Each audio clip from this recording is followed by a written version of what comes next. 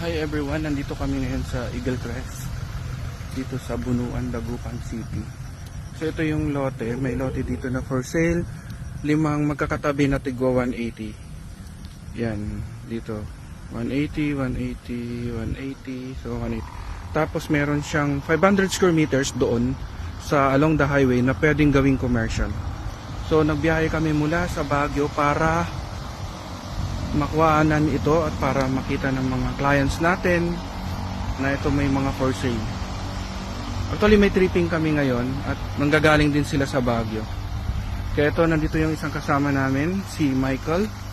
Nagbebenta rin siya, naghanap siya ng buyer. So ang lalaki ng mga bahay, aluwang ng kalsada.